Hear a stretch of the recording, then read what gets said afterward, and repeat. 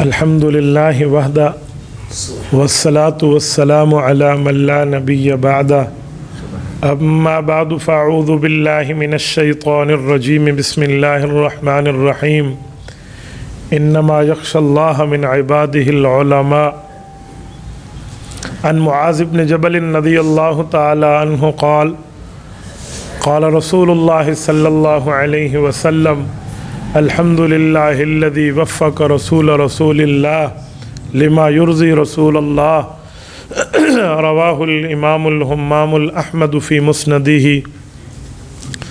صدق اللہ العظیم وبلغنا رسولہ النبی الامی الکریم ونحن علی ذلک لمن الشاہدین والشاکرین والحمد للہ رب العالمین۔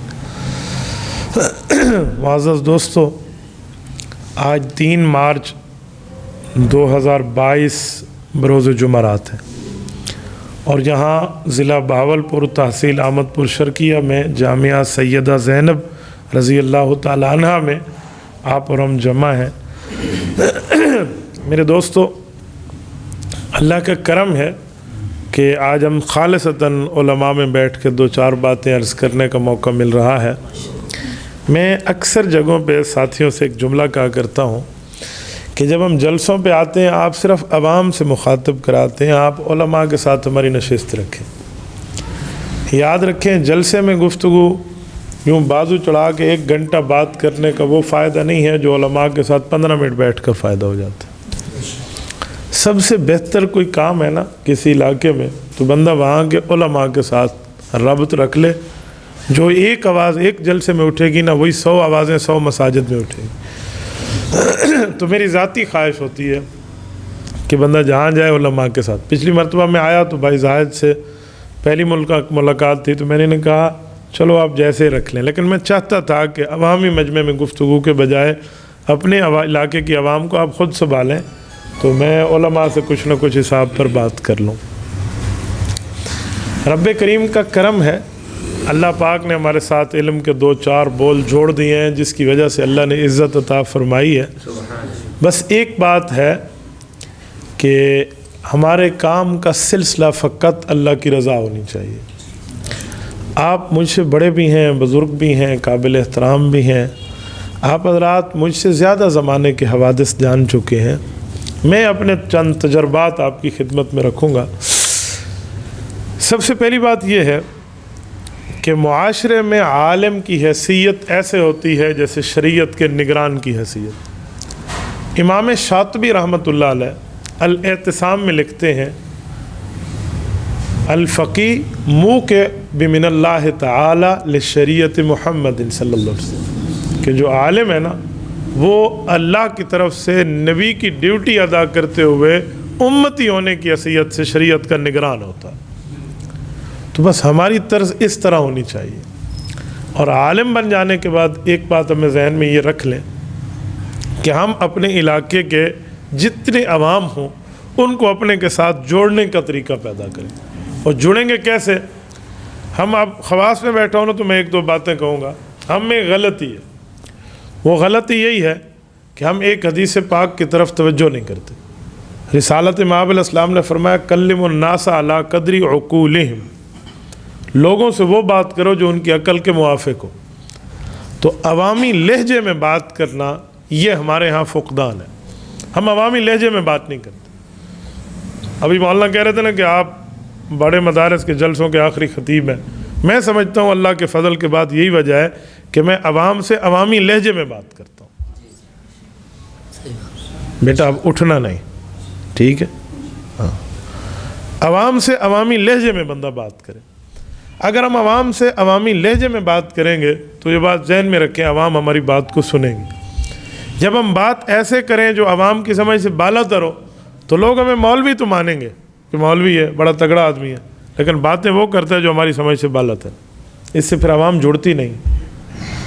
میں ایک مسجد میں گیا، وہاں جمعہ نماز پڑھایا تو وہاں کے ایک مقتدی صاحب مجھے بعد میں ملے، مجھے کہنے لگے میں نے آپ کا ماتھا چومنا ہے۔ میں نے کہا کیوں، میں نے کون سا تیر مارا ہے؟ کہتے ہیں یار آج مجھے جمعہ کا بیان سمجھ آیا۔ میں نے کہا آپ سفید ریش ہیں، آج تک آپ کو کوئی بیان سمجھ نہیں آیا؟ میں نے سمجھا مذاق کر رہے ہیں، تو وہ سیریس تھے۔ کہنے لگے جی مجھے آج تک سمجھ نہیں. میں نے کہا کیوں؟ کہتے ہیں ہمارے امام صاحب اتنی مشکل تقریر کرتے ہیں تو میں گنتا ہوں کہ اس طرف شاہتیر کتنے ہیں, اس طرف ٹیارن کتنے ہیں, مسجد کے دائیں کتنے ہیں, بائیں, مجھے سارے حفظ ہیں, بٹن کتنے ہیں, کھڑکیاں کتنی ہیں, ٹیارن کتنی ہیں, سب کچھ مجھے پتہ ہے, لیکن مجھے ان کی تقریر نہیں سمجھ آتی. تو یہ ہمارے اندر غلطی ہے کہ ہم عوام سے عوامی لہجے میں بات نہیں کرتے. میں ایک جملہ اس پر سمجھاتا ہوں.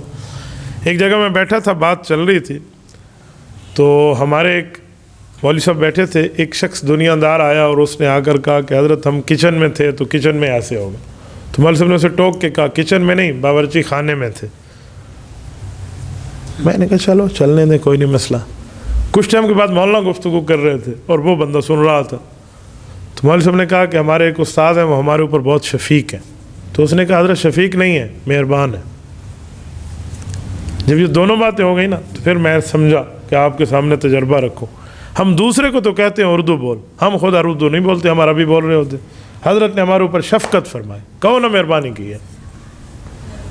ہمارے اندر مسئلہ یہ ہے کہ ہم عوامی لہجے میں بات کرنے والے نہیں, ہم دوسرے کو تو ٹوکتے. حالانکہ گفتگو میں اگر کوئی انگلش کا لفظ آ جائے, شریعت کے مسائل سمجھاتے ہو تو یہ کوئی برا نہیں ہے, یہ برا نہیں ہے, غلط نہیں ہے. آپ کہیں گے کیسے؟ میں آپ کو ایک مثال دیتا ہوں.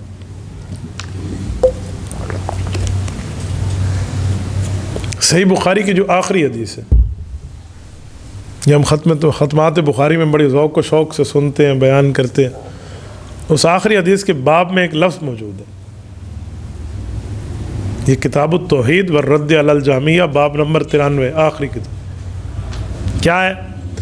باب ونضع الموازین القسط لیوم القیامہ وان اعمال بنی آدم وقولهم یوزن وقال مجاہد القسطاس العدل بالرومیہ. یہ بالرومیہ کیا چیز ہے؟ یہ رومی کیا ہوتا ہے؟ ہم اس کا ترجمہ کیا کہتے ہیں کہ عدل اور قسطاس اور فلاں, اس کا رومی زبان میں ترجمہ ہے. امام بخاری کو کیا پڑھی ہے وہ رومی زبان لایا؟ بات عربی کی کر رہی ہے, رسول عربی, قرآن عربی, اللہ رب العزت نے جو بات اتاری وہ عربی میں. ہم کیوں رومی زبان کی بات کریں؟ یہ امام بخاری رحمۃ اللہ علیہ نے جاتے جاتے ہمیں ایک جملہ سمجھایا کہ اگر دین کے سمجھاتے وقت غیر مذہب والوں کی زبان اگر استعمال کرنی پڑے تو دین کے سمجھانے کے لیے مدد لینی چاہیے. رومی کیا ہے؟ رومیوں کو بنی اصفر کہتے ہیں عربی میں. بنی اصفر انگریز کا نام ہے. تو انگلش سیکھنے میں کون سا حرج تھا؟ لیکن ہم دوسرے کو روک دیتے. چلو ہم نے روک ہی دیا تو ہم اپنی زبان تو اردو والی پیدا کریں نا. تو یہی ہمارے اندر غلطی ہے کہ ہم عربی کے الفاظ اتنے بول جاتے ہیں کہ ہماری عوام اس کا مطلب نہیں سمجھتی. حالانکہ یہ طریق انبیاء کا نہیں ہے. علماء انبیاء کے وارث ہیں. انبیاء کا طریق یہ نہیں ہے کہ اتنا سخت جملہ بولو, اتنا مشکل لفظ بولو کہ عوام سمجھ نہ سکے. انبیاء کا طریق کیا ہے؟ سورۃ نمبر 20 سورۃ طٰہٰ کھول لیجئے. یہ رب اشرح لی صدری کی 4 آیات کا ترجمہ ہم اپنے سامنے رکھ لیں تو ہمیں انبیاء کا طریق سمجھ آئے. حضرت موسیٰ علیہ السلام نے 3 دعائیں مانگی ہیں, چوتھا نتیجہ ہے. پہلی دعا رب اشرح لی صدری, دوسری ویسر لی امری, تیسری واحلل عقدۃ من لسانی, نتیجہ یفقہوا قولی. اس کا ترجمہ ہم وہ کرتے ہیں جو لفظوں میں لکھا ہوا ہے وہ درسگاہ کا ترجمہ ہے, عوام کا نہیں ہے. اللہ میرے سینے کو کھول دے. سینے کو کھولنے کا کیا مطلب ہے بھائی؟ عوام میں بتاؤ سینہ کا کھولنا. ایک ہے بوتل کا کھولنا, ایک ہے سینے کا کھولنا, اس میں بڑا فرق ہے. ایک ہے قسم کھانا, اس سے روزہ نہیں ٹوٹتا. ایک ہے کھانا کھانا, اس سے روزہ ٹوٹتا ہے. کھولنے کا مطلب بتائیں نا عوام میں. میرا سینہ کھول دے, کیا شرح صدر کسے کہتے ہیں؟ ہم عوام میں جملہ نہیں سمجھاتے. ویسر لی امری, اللہ میرے کام آسان کر دے. موسیٰ علیہ السلام کام مشکل تھے, کیا آسان کر دے؟ واحلل عقدۃ من لسانی کا ایک ہی ترجمہ کرتے ہیں کہ موسیٰ علیہ السلام کی زبان پہ لکنت تھی, وہی ختم کرانا چاہتے تھے. چلو وہ ایک نبی کی زبان پہ لکنت تھی, تو آپ ہماری زبان پہ تو لکنت نہیں ہے, ہم کیوں پھر یہ پڑھیں؟ ہم تو ٹھیک بول رہے ہیں. تو بھائی وہ کریں جو عوام کو سمجھا سکے. تو میں نے جو اکابر سے خدمت میں جو بات سمجھی ہے نا, میں آپ کے سامنے اس آیات کا ترجمہ اور مفہوم رکھتا ہوں. رب اشرح لی صدری, اے اللہ مجھے میرے کام پر شرح صدر یعنی اپنے کام کو خود پہ کھولنا سمجھا دے. یعنی جو میں کام کر رہا ہوں وہ میرے اوپر کھول دے. آپ نے ہمارے دعوت و تبلیغ رائمنڈ والے بزرگوں کا لفظ سنا ہوگا کہ اللہ ہمارا کام ہمارے اوپر کھول دے. یہ رب اشرح لی صدری کا ترجمہ ہے. کیا مطلب؟ کہ جو مولوی دین کی دعوت دے رہا ہے، اگر اس پر وہ دعوت دین کی اہمیت و حیثیت و ویلیو و مرتبہ رتبہ نہیں کھلا، آگے کیا بتائے گا؟ تو پہلے مجھے پتہ ہونا چاہیے اللہ میرے اوپر میرا کام کھول دے تاکہ میں داعی بنوں تو مجھے اپنی دعوت پر دلائل کے ساتھ معاملہ کھلا ہوا ملنا چاہیے. مجھے پتہ ہو کہ دعوت کیا ہے، یعنی میں اپنے کام کو خود سمجھوں. یہ آپ کو اور ہمیں سمجھایا جا رہا ہے، ورنہ نبی تو اپنے کام سے واقف ہے. دوسری بات، ویسر لی امری، اللہ میرے کام آسان کر دے. اب ذرا سنیں، آسان کام کیا ہے؟ اس کا مطلب ہے اللہ مجھے کام کے اسباب عطا فرما دے. دیکھیں، ایک بندہ کہے کہ میں احمد پور شرقیہ سے کراچی 1 گھنٹے میں پہنچا ہوں، اگر اس کے پاس کار ہے تو ہم کہیں گے جھوٹ بولتا ہے، اگر اس کے پاس چارٹر طیارہ ہے تو ہم کہیں گے سچ بولتا ہے. کیوں؟ یہ 1 گھنٹے میں پہنچنا اس کے لیے آسان ہے جس کے پاس جہاز ہے، اور جس کے پاس کار ہے اس کے لیے مشکل ہے. تو اس کا معنی ہے اسباب اختیار کریں، نظر مسبب الاسباب پہ رکھیں. تو یہ طریق مانگنا انبیاء کا ہے. آپ توجہ رکھنا ذرا، یہ انبیاء کا طریق ہے. ویسر لی امری، اے اللہ مجھے میرے کام کے لیے اسباب عطا فرما. ایک آدمی دعوت دین پیش کرتے اور اس کے پاس سائیکل ہے اور ایک کے پاس گاڑی ہے، تو کیا نہیں مانگنا چاہیے سبب؟ بندے کو مانگنا چاہیے. جتنا اسباب اختیار کریں اتنی دعوت دین پھیلے گی. حضرت موسیٰ مانگ رہے ہیں ویسر لی امری واحلل عقدۃ من لسانی. چلو میں ویسر لی امری پہ بھی ایک جملہ کہہ دوں، اللہ مجھے میرے کام عطا فرما. اب موجودہ دور میں اس پر ہم عمل کیسے کریں گے؟ آپ اور ہم سب علماء بیٹھے ہیں، مولوی نبی کا وارث ہے، اس پہ کوئی شک نہیں ہے. وہ کالا ہو، وہ سفید ہو، وہ دیہاتی ہو، وہ شہری ہو، وہ اونچی قد کا ہو، پتلی قد کا ہو، ہاڈی باڈی اچھی ہو، کمزور ہو، کچھ بھی ہو، عالم ہے وہ نبی کا وارث ہے. اس میں کوئی رنگت کی، کوئی قومیت کی، کوئی لسانیت کی، علاقائیت کی، صوبائیت کی کوئی تفریق نہیں ہے. جب عالم نبی کا وارث ہے، ہمارے نبی علاقائی نبی نہیں ہے، ہمارے نبی عالمی نبی ہیں. انی رسول اللہ علیکم جمیعہ، جمیعہ کا معنی الی یوم القیامہ. تو حضور پاک علیہ السلام عالمی نبی ہیں، تو عالمی نبی کے وارث کو بھی عالمی ہونا چاہیے. پھر ہم میں ہر بندہ پوری دنیا میں جا کر دین کا کام کرے، یہ ہمارے بس کی بات نہیں ہے. دنیا کے 283 ممالک میں لوگوں کو ممالک کا نام ہی نہیں آئے گا، ویزاز کہاں سے لگوائیں گے؟ تو ہم پوری دنیا میں کیسے جا سکتے ہیں؟ تو اس کے لیے سبب اختیار کریں تاکہ ہماری دعوت دین دنیا میں پہنچے. ایک جگہ بیٹھ کے آپ سب تک اپنی دعوت پہنچائیں. ناراض نہ ہونا، اس کا موجودہ سبب یہ کیمراز ہے، یہ کیمراز ہے. آج آپ سارے میرے ساتھ بیٹھے ہیں نا، تو اس کی ایک وجہ یہی کیمرہ ہے. میں کیمرے کے ذریعے آپ کی جیب تک پہنچا ہوں، میں کیمرے کے ذریعے آپ کے موبائل تک پہنچا ہوں. تو عالم دین کو یہ سبب اختیار کیوں نہیں کرنا چاہیے؟ ہر بندہ سوچے کہ میں ایک کیمرے کے ذریعے علم دین کی حیثیت، تصویروں اور سیلفیوں کی بات نہیں کر رہا، شوقیہ تصویروں کی بات نہیں کر رہا، جسٹ دعوت دین کی ویڈیوز کے ذریعے پوری دنیا میں انقلاب لے کر آؤں. یہ ہے ویسر لی امری، اللہ مجھے میرے اسباب عطا فرما. اور ہم اس چکر میں پڑے ہوئے ہیں، جی حلال ہے، جی حرام ہے. میں اس چکر میں نہیں جاتا حلال حرام. میں کہتا ہوں ہماری ضرورت ہے، اور ضرورت کی حد تک پورا کرنا حلال سے بھی جائز ہے، حرام سے بھی جائز ہے. خنزیر کھانا حلال ہے، حرام ہے؟ حرام ہے. آپ کا اور ہمارا نظریہ کیا ہر بندے کے لیے حرام ہے؟ آپ علماء ہیں، عوام تو نہیں ہے. ہر بندے کے لیے حرام. وہ کون ہے جس کے لیے جائز ہے؟ قرآن کہتے ہیں فَمَنِ اضْطُرَّ غَيْرَ بَاغٍ وَلَا عَادٍ فَلَا إِثْمَ عَلَيْهِ. وہ مجبور جس کے پاس سیکنڈ آپشن ہی نہ ہو، ایسی کوئی چیز ہی نہ ہو کہ وہ کوئی اور کھا کر اپنی جان بچا سکے، مر رہا ہے تو وہ خنزیر کا گوشت کھا سکتا ہے. یہ اللہ کا قرآن کہہ رہا ہے فَلَا إِثْمَ عَلَيْهِ، اس پر کوئی گناہ نہیں. ہو گیا نہ ہو گیا نا؟ تو جب یہ حرام ہے لیکن ضرورت کی بنیاد پہ جائز ہے، تو آپ کیمرے کو حرام مان لیں، لیکن دعوت دین کے لیے، کفار کو جواب دینے کے لیے، منکرین تک رسول اللہ صلی اللہ علیہ وسلم کی نبوت کے ثبوت کے دلائل کی حد تک آپ استعمال کیوں نہیں کرتے؟ حلال حرام کی جیب میں اپنی مسئلہ، میں نہیں فتویٰ دیتا بھئی یہ حلال ہے، لیکن ضرورت کی حد تک آپ اور ہم کہتے ہیں تصویر حرام ہے، جیب میں قائد اعظم کے نہ تصویر والی ہم نے وہ رکھی ہوئی ہے، نوٹ کی پوری گتھی اور کیش رکھا ہوا ہے، کیوں؟ مجبوری ہے جی۔ تو بھائی آج دنیا میں یہ بھی مجبوری ہے۔ اسلام کے خلاف لوگوں نے کیا سے کیا کام نہیں کیے۔ الکتاب نام سے 7 جلدوں میں قرآن کے مقابلے میں ایک قرآن لکھ دیا ایک بے ایمان نے، جرمنی کے ضلع بون سے۔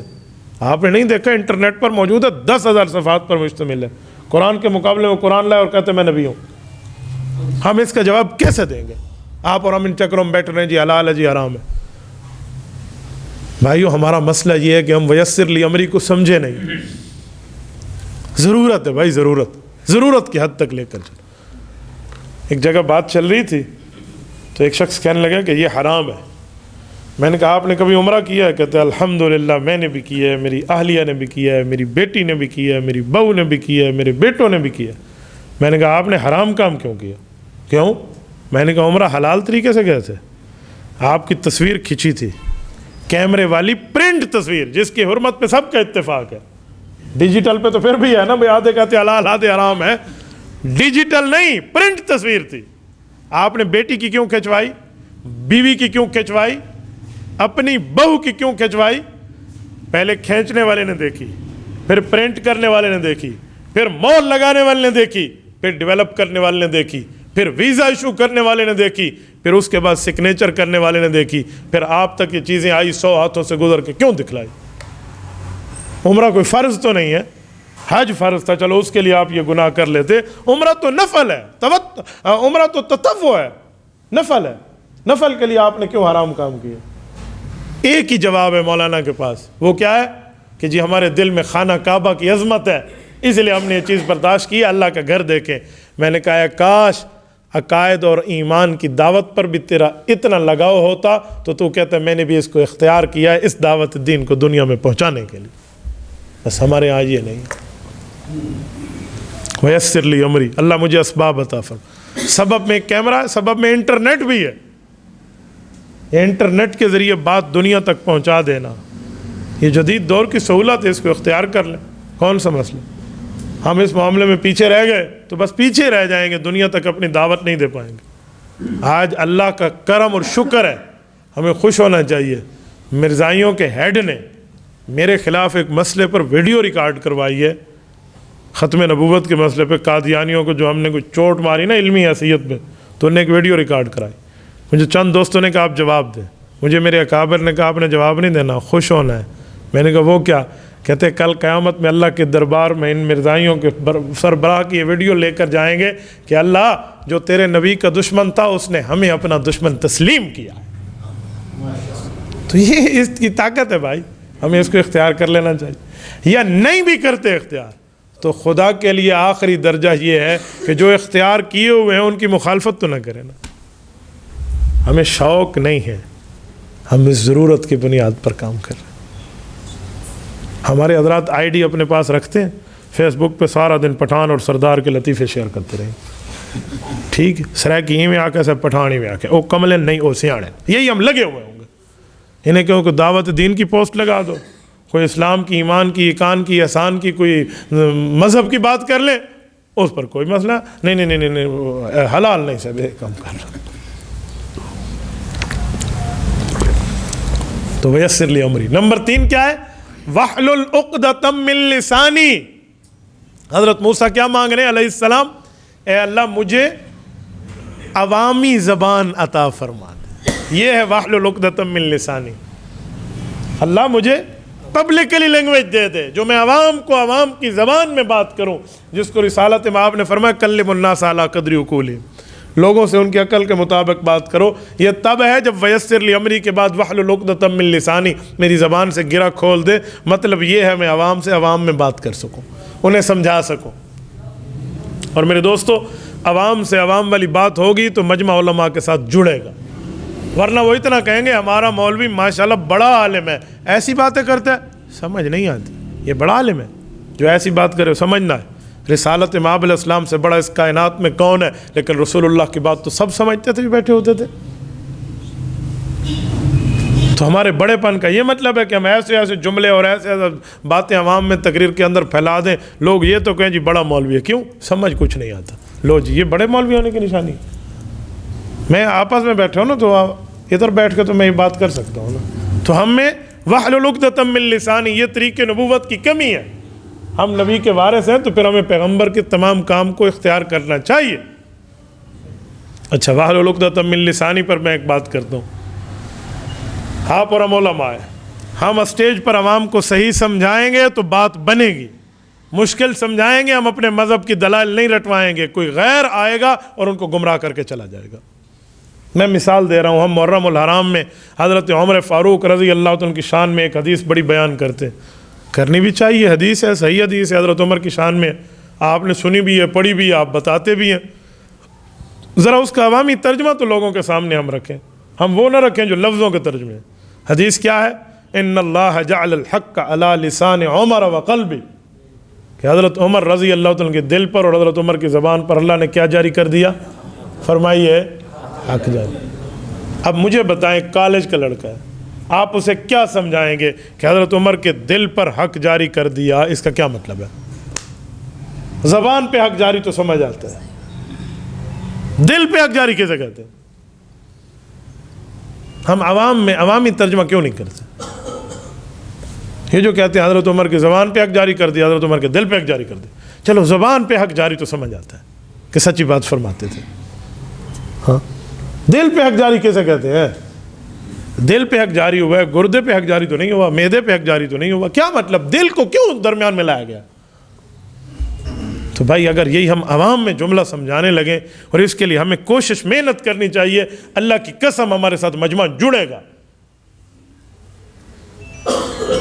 مثلا جاؤ میں آپ کی خدمت میں رکھتا ہوں, وہاں پر ہم مولوی ہیں نا, میں پہلے مولوی والی زبان میں سمجھاتا ہوں, پھر عوامی لفظ دیتا ہوں. مولویوں کی زبان میں ہمارے ہاں دو چیزیں چلتی ہیں, افعال جوارح, افعال قلوب. ہم نحو میں پڑھتے ہیں نا, یہ افعال جوارح ہے, یہ افعال قلوب ہے.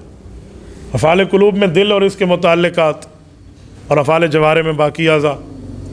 رسول اللہ صلی اللہ علیہ وسلم نے یہاں افعال جوارح میں ایک اس چیز کو ذکر کیا ہے جو جارح میں ہے, عام اعضاء میں, ایک اس کو کیا ہے جو قلوب میں ہے, ایک دل اور ایک زبان ہے. ان کا کام کیا ہے بھائی؟ زبان کا کام بولنا ہے اور دل کا کام سوچنا ہے. دل سوچ کے لیے ہے. میں نے دل میں یوں سوچا, ہم کہتے نہیں ہیں میں نے دل میں قال فی نفسی, تو قال فی نفسی کا کیا معنی؟ تفکر فی قلبی, دل میں سوچا ہے اس نے, تو یہی ہے نا. تو دل سوچتا ہے, زبان بولتی ہے. اب سنو عوامی ترجمہ ہم یوں کریں, ان اللہ جعل الحق علی لسان عمر وقلبی. جامع ترمذی ابواب المناقب رسالت امام علیہ السلام نے فرمایا, میرا عمر اسلام کا وہ شہزادہ ہے جو سوچتا بھی ٹھیک ہے, بولتا بھی ٹھیک ہے. عوام میں ہم نے بات کر لی. ہم یوں عوام میں بات کریں گے تو پھر یوں سبحان اللہ آئے گی, یوں بات اب عوام آپ کی فالو کرے گی.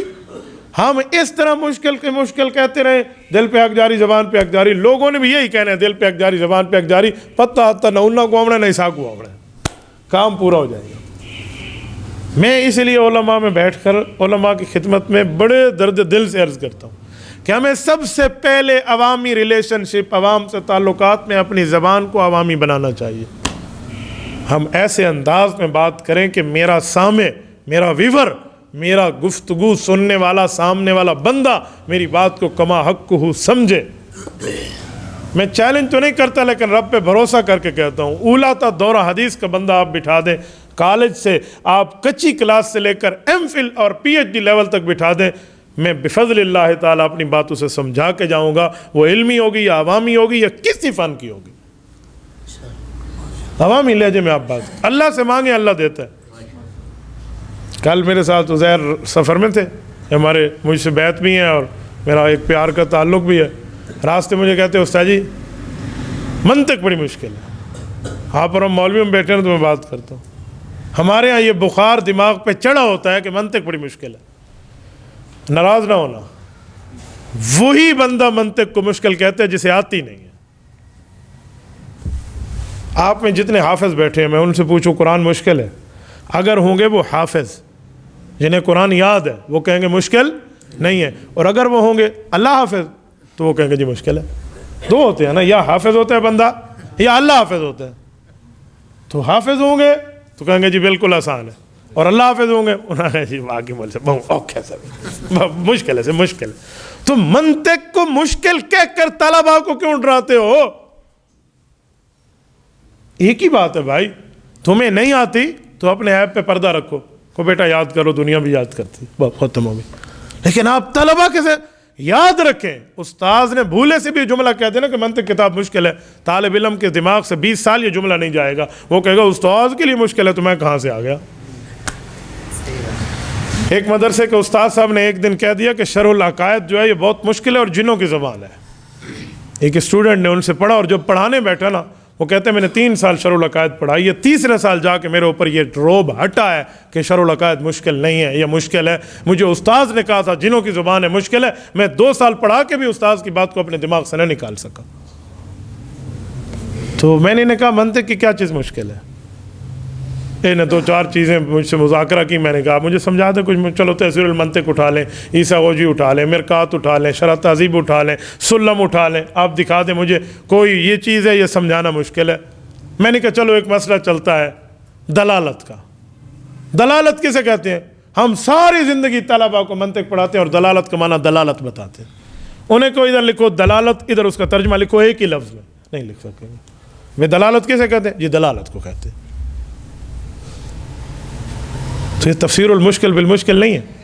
یہ دلالت کسے کہتے ہیں؟ دلالت کہتے ہیں. یہ کیا مطلب ہے بھائی؟ دلالت کسے کہتے ہیں؟ بتانے کو کہتے ہیں. آپ اور ہم تھوڑی محنت کریں نا، الفاظ رب دیتا ہے، یقین مانیں. تھوڑی محنت کریں. آپ سوچیں دلالت کا لفظ لکھیں اور کہیں میں نے صبح کلاس میں دلالت سمجھانی ہے، تو دلالت کسے کہتے ہیں؟ ایک لفظ یہ نہیں بنے گا، یہ نہیں بنے گا، یہ نہیں بنے گا، یوں بناتے جائیں. ایک دن اللہ پاک آپ کے ذہن میں ڈال دے گا. میں نے بھی تو کسی شرح میں نہیں پڑھا، لیکن جن اساتذہ سے پڑھا ہے رب ان کو جزائے خیر دے. میں نے تفسیر المنطق پڑھی اور اسی سال تفسیر المنطق کی شرح لکھی. مسئلہ ہی نہیں تھا. میں نے صرف بھائی استاد عبدالرشید صاحب سے پڑھی اور اسی سال اس کی شرح لکھی. کیوں؟ اساتذہ نے اپنے دماغ سے روب نکال دیا تھا کہ مشکل نہیں ہے. بھائی یہ مصنف بھی تو اپنی ماں کے پیٹ سے پڑھ کے نہیں آیا تھا، اللہ اس پہ رحمت کرے، اس نے بھی تو محنت کی ہے، تم محنت کرو رب دے گا. بس اللہ خیر صلی اللہ. میں نے انہیں کہا دلالت کا معنی ہے بتانا. اب دلالت کی 2 قسمیں، وضعی اور لفظی. ہمارے یہاں یہ چکر ہے، ایک لفظی ایک وضعی ہے. آپ مولوی ہیں نا، میں اس لیے لفظی وضعی کا ترجمہ نہیں کر رہا کیونکہ آپ عوام نہیں ہیں، آپ عالم ہیں. اور جو 1-2 بندے عوام کے بیٹھے ہیں وہ مزے لیں. کیوں آئے ہیں علماء اجتماع میں؟ نہیں آتی سمجھ تو نہ آئے نا، میں تو یہاں مولویوں کے لیے بیٹھا ہوں. تو جو دلالت ہے بھائی لفظی ہے ایک وضعی ہے.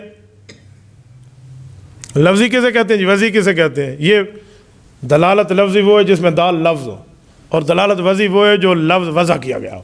اب مجھے بتائیں یہ طلبہ کیا سمجھیں گے کہ دال لفظ اور دال وضع کیا گیا ہو کسے کہتے ہیں؟ وہ پہلے کہے گا دال کسے کہتے ہو؟ دال زال میں سے کوئی دال ہے بھائی. یہ بھائی وہ دال نہیں ہے، یہ دال علی الخیر کفاعلہ جامع ترمذی والا دال ہے. تو آسان سمجھائیں. لفظی کسے کہتے ہیں؟ وضعی. اب سنو، اب یہ عوام بھی سمجھے گی. دلالت لفظی بول کر بتانا، دلالت وضعی اشارے سے بتانا. دلالت لفظی بول کر بتانا، مجھے پانی دو، یہ دلالت لفظی ہے. اب سنو ادھر دیکھیں، دلالت وضعی مجھے پانی دو اشارے سے. آپ نے وہاں لفظ سنا ہوگا، جیسے دھوئیں کی دلالت آگ پر. دھواں کوئی لفظ تو نہیں ہے نا، دیکھا اشارہ ہے، دھواں اشارہ ہے آگ پر. یا ریل کو سرخ جھنڈی دکھانا، یہ سرخ جھنڈی پہ ریل رکتی ہے جو تفسیر المنطق میں عبداللہ گنگوئی رحمہ اللہ نے مثال دی ہے. تو وہ اشارہ ہے نا، وہ بولتا تھوڑی ہے بھائی میں رتا جھنڈا چاہتی کھڑوتا ہوں، یوں تو نہیں کہتا. وہ تو سرخ جھنڈی دکھاتا ہے تو اس کا معنی ہے وہ اشارہ ہے. تو اشارے سے بتانا دلالت وضعی ہے، لفظ سے بتانا دلالت لفظی ہے. فائنل ہو گیا. کون سا مشکل ہے؟ میں نے کہا اچھا تھوڑا آگے چلتے ہیں. ایک ہوتا ہے موجبہ کلیہ، ایک ہوتا ہے سالبہ جزیہ. موجبہ کیا ہے، سالبہ کیا ہے؟ یہ ہمارے یہاں اتنی مشکل. موجبہ کلیہ ہوتا ہے موجبہ کلیہ، اور سالبہ جزیہ ہوتا ہے سالبہ جزیہ. ہے مولانا احمد صاحب؟ تو بھائی موجبہ کلیہ کیا ہے؟ سب کو مانو. موجبہ واجب سے، کل سب کو کہتے ہیں، واجب کہتے ہیں ثابت کرو، سب کو ثابت کر دو، سب کو مانو. موجبہ. سالبہ جزیہ، جز کسی ایک حصے کو کہتے ہیں، اور سلب کہتے ہیں کسی سے نکال دینا. کہتے ہیں نا سلب ماخذ، باب فعال میں سلب ماخذ کا معنی ہے، تو سلب کہتے ہیں نکال دینا. سلب کر لیا گیا. کہتے نہیں اس کو اللہ نے یہ طاقت دی, اللہ نے سلب کر لی. سلب کھینچنے کو کہتے ہیں. موجبہ کلیہ سب کو مانو, سالبہ جزیہ تھوڑے کا انکار کر دو. سب دے دو موجبہ کلیہ, سالبہ جزیہ تھوڑے کا انکار. پھر مثال دے دیں, اللہ کو ماننے کے لیے پوری شریعت کو ماننا پڑے گا تب بندہ مسلمان ہے, اور کفر کے لیے پوری شریعت کا انکار ضروری نہیں ہے, کسی ایک کا انکار کر دیں سالبہ جزیہ. اسے کہتے ہیں موجبہ کلیہ کی نقیض سالبہ جزیہ آتی ہے. نقیض کیا ہے, اس کو الٹ بتا دیں, اپوزٹ بتا دیں. تو ہم عوامی لہجے میں بات کیوں نہیں کرتے؟ ہم طلبہ کو یہ بات سمجھائیں گے تو بات بنے گی. میں ایک مثال اور دیتا ہوں. اللہ ہے, جی ہے. یہاں 3 لفظ چلتے ہیں اللہ کے وجود کو سمجھانے کے لیے, ایک علماء کا, ایک طلبہ کا, ایک عوام کا. ہر جگہ وہی لفظ بولیں گے تو آپ سمجھا پائیں گے.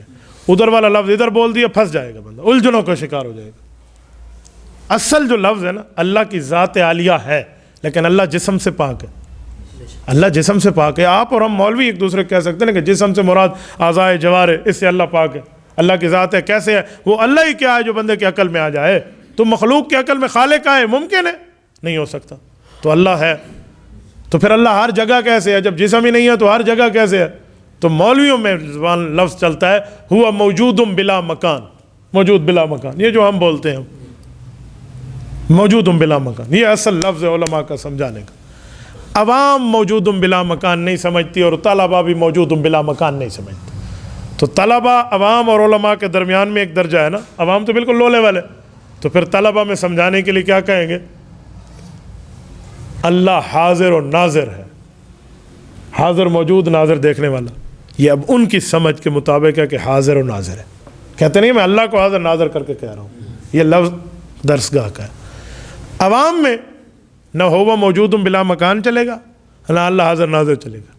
عوام ہے, سادے بندے. جو بندہ پیاز بیچ رہا ہے 60 روپے کلو, اس کو جو جا کر سمجھائے بھائی زاہد, مولوی احمد صاحب, حضرت راشدی صاحب جا کر سمجھائیں بھائی ہوا موجود بلا مکان, تو وہ کہے گا مولوی آپ نے بوجھ رکھ, مجھے کیا پتا. آپ عوام کو اللہ کا سمجھانا کیسے سمجھائیں گے؟ بھائی اللہ ہر جگہ موجود ہے. وہ کہے گا جی ٹھیک ہے. تو جملہ اس کے لیے اس کے مطابق بولے. تو بھائی وہ کون سا عقیدہ اور نظریہ ہے جس کو ہم عوامی لہجے میں سمجھا نہیں سکتے؟ اہل حق سمجھا سکتے ہیں. بس مسئلہ یہ ہے کہ درسگاہ میں درسگاہ کی زبان, خانقاہ میں خانقاہ کی زبان, اور عوامی لہجے میں عوام کی زبان. یہ بولیں گے تو رب اشرح لی صدری ویسر لی امری واحلل عقدۃ من لسانی, یہ کام ہوگا. چوتھا نتیجہ ہے یفقہوا قولی, دنیا آپ کی بات سمجھ جائے گی. یہ چوتھا نتیجہ ہے. یہ تب جب ہم اس طرح بات کرنے میں جب ایسے بات کرتا ہوں نا, ہمارے طلبہ یا علماء جو حضرات بیٹھے ہوتے ہیں وہ مجھے کہتے ہیں مصطفیٰ آپ کی گفتگو میں ہمارا حوصلہ بڑھ جاتا ہے. ہاں جی بالکل, ہم تو سب کا مقابلہ کر لیں گے, ہمارے ہاں تو دلائل ہے. یہاں سے اٹھتا ہوں میرا مزاج ہٹ جاتا ہے. تو میں نے کہا پھر اس وقت ہر وقت اپنی بات اپنے ذہن میں ہماری باتوں کو مستحضر رکھیں تو آپ تگڑے رہیں گے. اس پہ کون سا مسئلہ ہے؟ تو میرے دوستو, علماء معزز مخدوم و مکرم, آپ لوگ بڑے ہیں. تو یہ چند گزارشات میں نے صرف اسی وجہ سے کی ہیں کہ میں آپ حضرات کے سامنے ایک مسئلہ مدلل مبرہن کر پاؤں کہ ہمیں عوام میں عوامی لہجے کے ساتھ بات کرنی چاہیے. ٹھیک ہے, اللہ تعالیٰ آپ کو اور ہمیں صراط مستقیم عطا فرمائے. اللہ آپ کو اور ہمیں شریعت اسلامیہ پر پابندی عطا فرمائے. یہ بھی ایک سوال ہے, ذرا یہ بھی سن لیں. یہ وضاحت فرمائیں کہ مولانا فضل الرحمان صاحب اپنی سیاست میں مذہب کا کارڈ استعمال کیوں کرتے ہیں؟ یہ لفظ جو ہے نا, یہ سامراجی لفظ ہے, یہ ان کا ہمارے اوپر دیا ہوا لفظ ہے. مذہبی کارڈ استعمال کرتے ہیں. ان سے یہ پہلے یہ پوچھو کہ مذہبی کارڈ کسے کہتے ہیں, یہ ہمیں بتاؤ. مذہبی کارڈ کس کا نام ہے؟ ٹوپی کا نام ہے, پگڑی کا نام ہے, پین کا نام ہے, ہاتھ کا نام ہے, کف کا نام ہے, پانچے کا نام ہے. مذہبی کارڈ کسے کہتے ہیں ذرا یہ تو بتاؤ. پھر اس کی یوزنگ یا رانگ یوزنگ یا رائٹ یوزنگ, ٹھیک استعمال یا غلط استعمال, پھر ہم دیکھ لیں گے. پہلے مذہبی کارڈ کی وضاحت کریں. اس کی وضاحت جو وہ کریں گے پھر اس کے بعد ہمارا جواب بھی آئے گا. اب لبرل اس کی وضاحت کیا کرتا ہے؟ دین کی بات سیاست میں کرتے ہیں, یہی ہے نا. تو پھر اس کا جواب دیں. یاد رکھو ہم مسلمان ہیں, اور ہم نے تمام کی تمام اپنی زندگی کا نظام حیات رسالت مآب علیہ السلام کے در اقدس سے لینا ہے. میرے پاک پیغمبر نے تعلیم کو اپنی وراثت قرار دیا ہے, حدیث میں ثابت ہے. تدریس کو وراثت قرار دیا ہے, تصوف کو وراثت قرار دیا ہے, تبلیغ کو وراثت قرار دیا ہے. تو وہاں سیاست اسلامیہ کو بھی نبی نے اپنی وراثت قرار دیا ہے, یہ بھی حدیث سے ثابت ہے. تو پھر جہاں دین تبلیغ والا میں تبلیغ میں چل کر دین کی بات کر رہا ہے، دین تعلیم مدرسے میں پھیلانے والا دین کا کام کر رہا ہے، تصوف و خانقاہ میں اللہ اللہ کرنے والا جہاں دین کا کام کر رہا ہے۔ تو میرے دوستو، وہاں اسمبلی میں بیٹھنے والا جمعیت علماء اسلام کا قائد مولانا فضل الرحمان دین کا کام کیوں نہیں کر رہا؟ یہ سیاست بھی تو نبی کے فرمان کے مطابق دین کی میراث ہے۔ مسئلہ یہ ہے کہ ہمارے دماغوں نے اس بات کو قبول ہی نہیں کیا، اور ہم ان کاسا لیسوں کی باتوں پر تیار ہو گئے ہیں جو کہتے ہیں اے کسی سیاسی کے اعلی کار نہ بنو۔ پہلے تو اس کا گریبان پکڑو کہ تو مولوی ہے، تو کہتے ہیں سیاسی کا اعلی کار نہ بنو۔ اگر سیاسی عالم دین ہوگا تو نبی کا وارث ہوگا، میں اس کی بات کیوں نہ مانوں؟ تو ہمیں تبلیغ سنائے، تو ہمیں تدریس سنائے، تو ہمیں تصوف سنائے، تو ہمیں خانقاہ سنائے، تو ہمیں تعلیم سنائے، امامت و وراثت و خطابت سنائے، وہاں تو سیاست کے لیے آیت کیوں نہیں سناتا؟ سیاست کے لیے حدیث کیوں نہیں سناتا؟ تیرے اندر مسئلہ ہے، تو اپنی پوزیشن واضح کر۔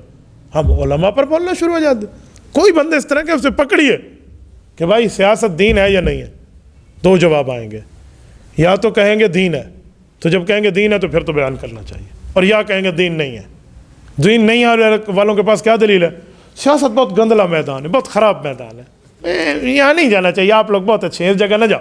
تو انہیں جواب دو کہ تمہاری اس جیسی کمزور سوچ نے علماء کو وہاں تک جانے نہیں دیا اور وہ میدان گندلا ہو گیا۔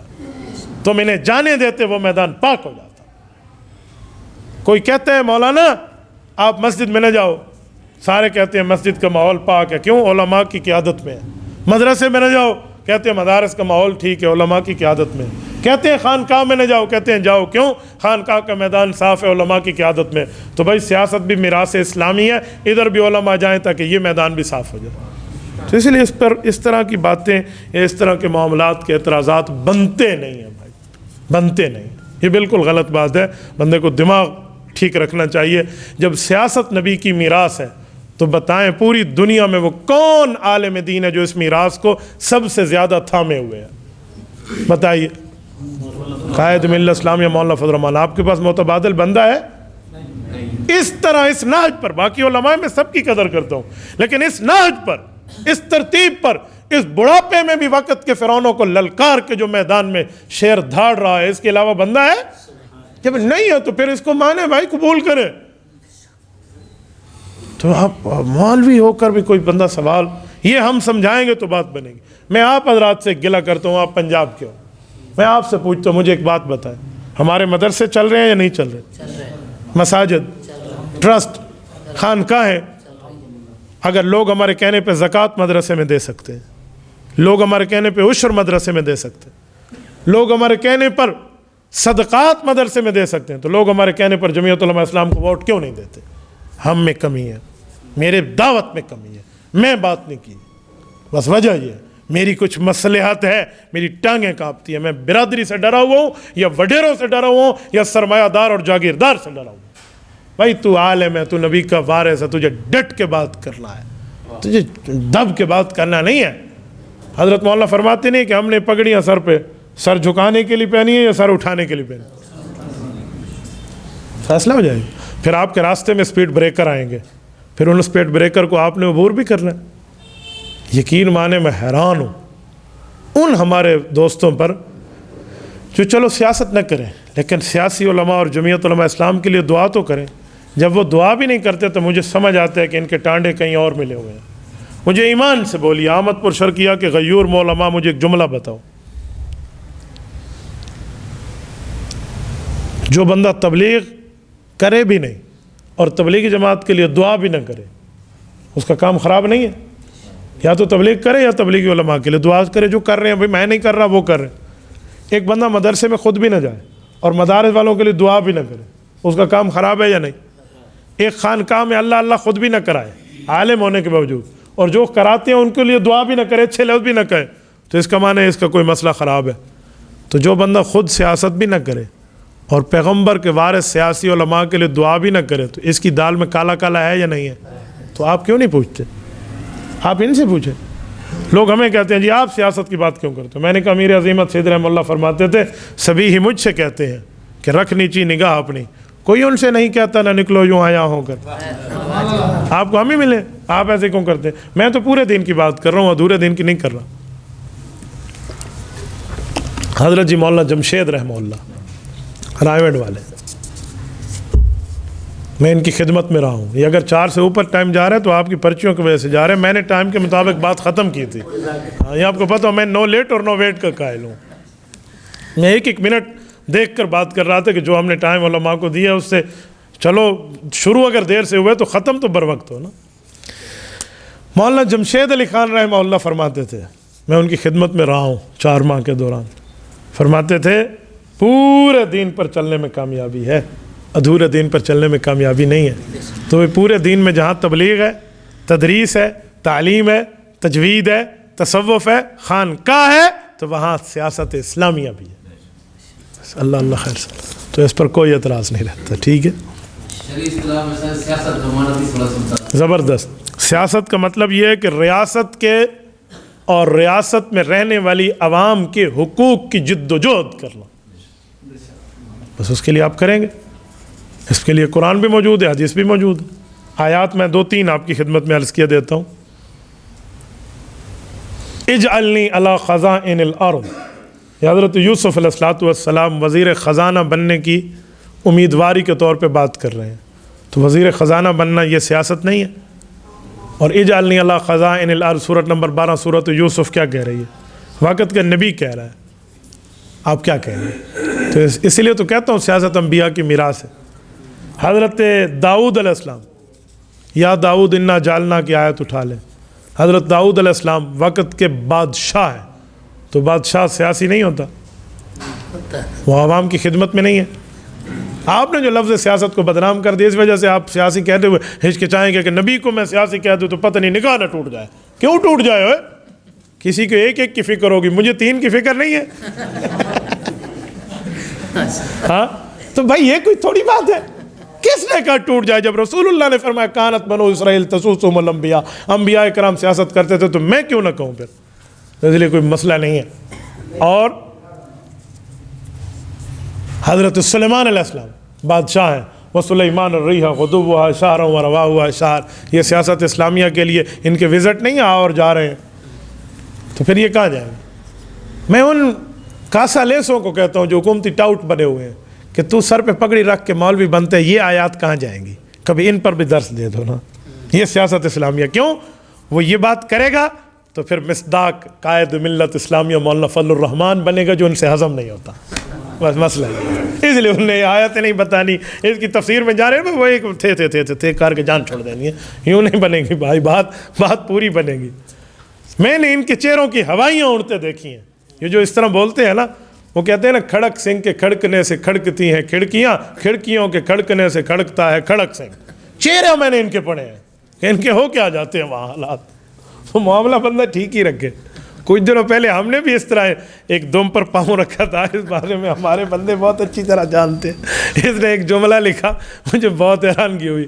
ان نے کہا جہاں ان جیسوں کا پیر اتھا داتری پیر یا نہ پیر. تو بہرحال ان معاملات کو بھی ٹھیک رکھنا چاہیے. یہ آیات ہے، پھر حدیث بھی ہے. کانت بنو اسرائیل تسوسهم الانبیاء، جلد اول صحیح بخاری کتاب الانبیاء، حضرت ابو ہریرہ رضی اللہ عنہ کی صحیح حدیث موجود ہے. تو بھی سیاست اسلامیہ کے دلائل ہیں، تو پھر اس کو بھی بات کرنی چاہیے.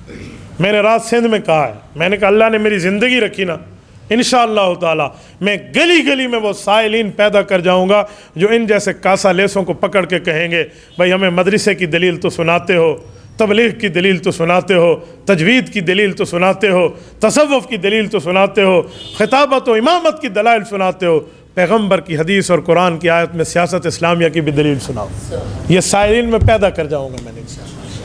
مختلف جگہوں سے ہمارے اوپر کہاں سے اس طرح کے باطونی حملے ہوتے ہیں. میں بڑے کھلے دل سے برداشت کرتا ہوں کہ ہم نے مثبت کام کرنا ہے. منفی پراپاگنڈے کے ایک وقت ہوتا ہے وہ اپنا وجود خود ختم کر دیتے.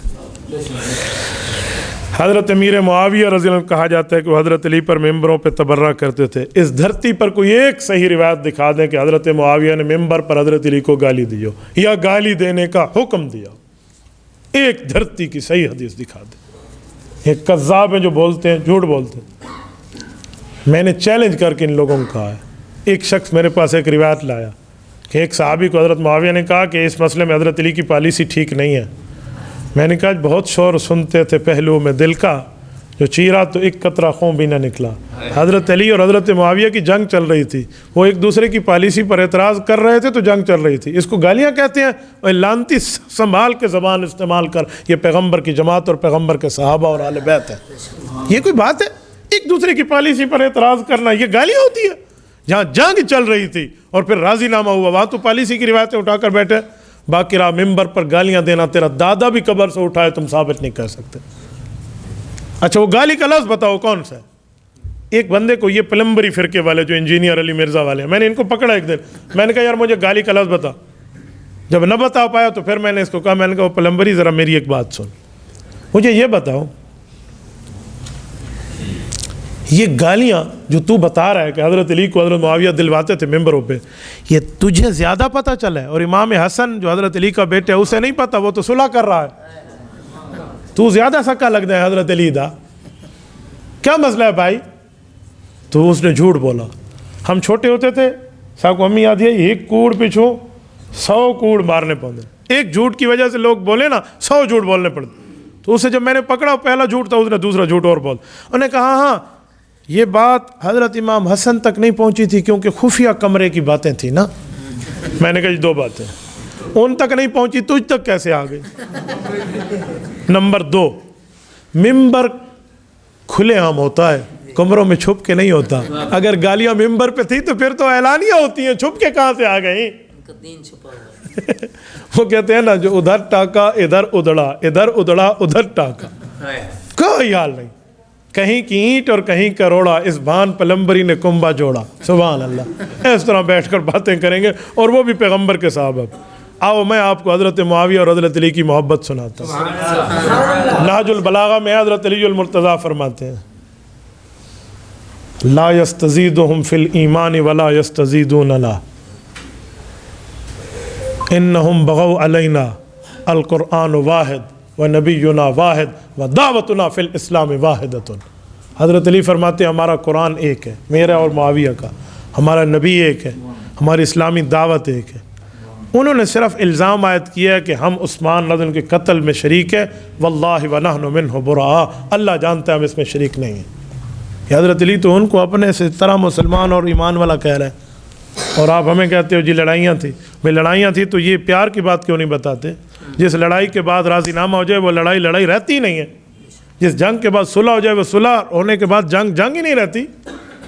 اور آؤ حضرت معاویہ کے دربار پہ، امام ابن عساکر نے تاریخ ابن عساکر میں لکھا ہے کہ حضرت معاویہ کو پتہ چلا کہ رومی بے ایمان نے حضرت امیر معاویہ رضی اللہ عنہ کو پتہ چلا کہ حضرت علی کو اس نے خط لکھا کہ علی میری بیعت کر، اور فوجیں حضرت علی کے سرحد پہ لے آیا، اور خوش یہ ہو رہا تھا کہ معاویہ اور علی میں جنگ ہے، اور میں ویسے معاویہ کا دشمن ہوں، تو اب معاویہ کی علی سے جنگ ہے تو میں علی کے خلاف لڑوں گا، معاویہ میرے سے خوش ہو جائے گا۔ تو حضرت امیر معاویہ رضی اللہ عنہ پھر دشمن کے دانت کھٹے کرتے ہوئے جواب دیے۔ امام ابن عساکر کے لفظ ہیں کہ حضرت معاویہ نے لکھا، یا لعین الروم لئن لم تنتہ وترجع الی بلادک لاصطلحن انا وابن عمی ولأضیقن علیک الارض بما رحبت۔ کوئی رومی بے ایمان تو نے کیا سمجھا کہ مجھ میں اور علی میں کوئی مسئلہ ہو گیا؟ خبردار جو تو پیچھے نہ ہٹا اور فوجیں پیچھے نہ لے گیا تو یاد رکھ میرا چچا کا بیٹا ہے علی، میں ابھی اپنی پالیسی کی بات ختم، اور ہم بھائی بن کے علی کے لشکر سے پہلا سپاہی معاویہ آئے گا اور تجھے وہیں داخل کرے گا جہاں سے تو نکل کے آیا تھا۔ وَلَأُضَيِّقَنَّ عَلَيْكَ الْأَرْضَ بِمَا رَحُبَتْ، باوجود ہے کہ زمین وسیع ہے میں تیرے اوپر تنگ کر دوں گا۔ یہ لفظ حضرت معاویہ کے، تو وہ تو یوں بھائی تھے بھائی، ان کے لیے اس طرح کی باتیں تو بندہ وہ بات کرے جو بات بننے والا ہو۔ امام اعظم تو حضور ہیں، آپ امام حنیفہ رحمہ اللہ کو کیوں کہتے ہو؟ انا للہ، خدا کے بندے، کہاں نبی اعظم، رسول اعظم، پیغمبر اعظم، اور کہاں امام اعظم؟ شرم کریں، آپ پیغمبر کو امام اعظم کے درجے پہ لے کر آ گئے ہیں یار۔ ایک نبی اعظم، رسول اعظم اور پیغمبر اعظم کو امام اعظم والی بات کرو، شرم کرنی چاہیے ایسے سوال کرنے والے کو۔ عجیب یہ غیر مغلدوں کا ہمارے سر پہ سوال ہے۔ امام اعظم کا معنی صحابہ کے شاگردوں میں بڑا امام کون ہے؟ حضور تو صحابہ نہیں پوری کائنات کے استاذ ہیں، صرف صحابہ نہیں پوری کائنات کے بڑے ہیں۔ بعد از خدا بزرگ تو ہی قصہ مختصر، تو آپ حضور کو امام اعظم، حضور رسول اعظم ہے، پیغمبر اعظم ہے، نبی اعظم ہے، امام الانبیاء ہے۔ اور میرے دوستو، اگر اعظم کے لفظ سے چڑ ہے تو پھر صدیق اکبر بھی حضور کو کہو سب سے بڑا سچا، ابو بکر کو کیوں کہتے ہو؟ صحابہ میں سب سے بڑا سچا ابو بکر، صحابہ کے شاگردوں میں سب سے بڑا امام اعظم ابو حنیفہ. پھر یہی بات بنی تو قائد اعظم کو آپ قائد اعظم نہیں کہو گے، پھر قائد اعظم تو بھی حضور ہے. لیکن میں حیران ہوں ان بندوں پہ، انہیں سعودیہ سے ریال ملتے ہیں نا تو وہاں کے مفتی کو مفتی اعظم مانتے ہیں ادھر کے مفتی کو مفتی اعظم مانے تو بالکل ٹھیک ہے، کیوں ریال مل رہے ہیں بھائی، معیشت کا مسئلہ ہے، پیٹ کا مسئلہ ہے بھائی. تو بھائی ان کو مفتی اعظم آپ کہیں اور امام ابو حنیفہ صحابہ کے شاگرد کو امام اعظم کہیں تو ان کو تیوڑی چڑھ جاتی ہے. مولانا جتنے سوال ہیں مجھے اکٹھے دے دے. جنازے کے بعد دعا مانگی جائے تو حرج کیا ہے؟ مولا علی قاری رحمہ اللہ فرماتے ہیں کہ اللہ کے رسول نے فرمایا جب جنازہ تیار ہو جائے تو پھر دیر نہ کرو. اب آپ دعا میں لگ جاؤ گے تو حرج آئے گا، حضور کے فرمان میں تاخیر ہوگی. اس لیے قبر پہ جا کے مانگو کہ حضور نے سلام جنازہ کے بعد دعا نہیں مانگی، قبر پہ مانگی. اگر کوئی کہتے ہیں سلام جنازہ کے بعد حضور نے دعا مانگی ہے، وہ ہمیں حضور کے لفظ دکھا دے، میری طرف سے انعام بھی لے لے اور میں اس کی بات ماننے کے لیے تیار بھی ہوں. انعام میں مشہور ہے، بہت اچھا انعام دیا کرتا ہوں، لیکن چلو میں ویسے انعام کی بات کرتا ہوں. ہم انعام دے دیں گے، آپ ہمیں دکھا دیں کہ حضور نے نماز جنازہ کے سلام کے بعد کون سے لفظوں کے ساتھ دعا مانگی، لفظ بتا دیں. اور حضور سے لفظ تو ثابت ہے، آپ دکھا دیں وہ کون سی دعا ہے. بیان کرتے ہیں عوام کے اندر کہ آپ صلی اللہ علیہ وسلم نے جنازہ پڑھایا تو عمر آ گئے، کہنے لگے یا رسول اللہ مجھے دعا کے اندر شریک کر لیں. اس میں لکھا ہوا ہے سلام کے بعد والی دعا، دعا سے ہو سکتا ہے یہی مراد ہو، قبر والی تو ٹھیک ہے. قبر میں دعا بھی جنازہ پڑھانے کے بعد ہوتی ہے، قبر والی دعا جنازہ پڑھانے سے پہلے ہوتی ہے، بعد میں ہوتی ہے. مولانا یہ حدیث ہماری دلیل ہے. یہ جو حدیث مولانا پڑھ رہے ہیں نا یہ ابن ماجہ کی حدیث ہے کہ حضرت ابو ہریرہ فرماتے ہیں اللہ کے رسول نے فرمایا اذا صلیتم علی المیت فاخلصوا له الدعاء، کہ جب تم میت پہ نماز پڑھنے لگو، اذا صلیتم نماز پڑھ چکو نہیں، نماز پڑھنے لگو، اذا ماضی پہ آیا ہوا ہے تو پھر اس کے لیے دعا کرو اخلاص کے ساتھ.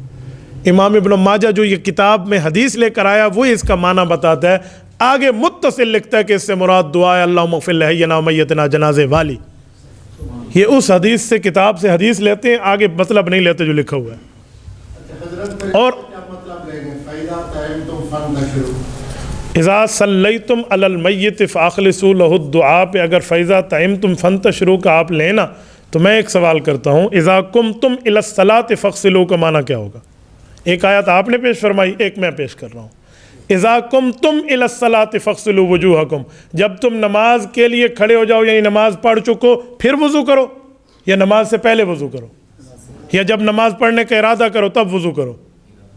آپ اذا صلیتم کے مسئلے کو فاذا طعنتم کا جواب اذا قمتم الی الصلاۃ سے لے لیں. ایک آیت آپ پڑھ رہے ہیں میں پڑھ رہا ہوں، دونوں کا معنی ایک ہی کریں. نمبر ایک. نمبر دو، کچھ دلالت حال بھی ہوتی ہے. جو مولانا آیت پڑھ رہے ہیں فَإِذَا طَعِمْتُمْ فَانْتَشِرُوا، یہ دلالت حال کے ساتھ دیکھیں گے کہ بات آئی کیوں تھی. وہ باتیں صحابہ نے کھانا کھانے وقت کی تھی یا کھانا کھانے کے بعد کی تھی؟ انہوں نے بعد کی تھی، اسی لیے وہ معنی بعد کا کریں گے. اور یہاں نماز پڑھتے وقت کی دعا ہے تو ادھر پڑھتے وقت کا بات کریں گے. تو دلالت حال کا کرینہ بھی تو کوئی ہوتا ہے. اس لیے اللہ کے رسول سے لفظ ثابت نہیں ہے تو لفظ پیش کریں. یار باتھ روم جاتے وقت کون سے لفظ ثابت ہے؟ اللہم انی اعوذ بک من الخبث والخبث، نکلتے غفرانک الحمدللہ الذی اذھب عنا العذاب وعافانی ہے. تو یار باتھ روم تک کے لفظ حدیث میں ثابت ہیں. اگر سلام کے فوراً بعد جنازے کے وقت دعا ہوتی تو یہ لفظ ہمیں صحابہ نہ بتاتے؟ تو یہ بھی دکھا دینا یہ کہاں سے ہے. تو اس لیے اس کے کچھ بھی نہیں ہے.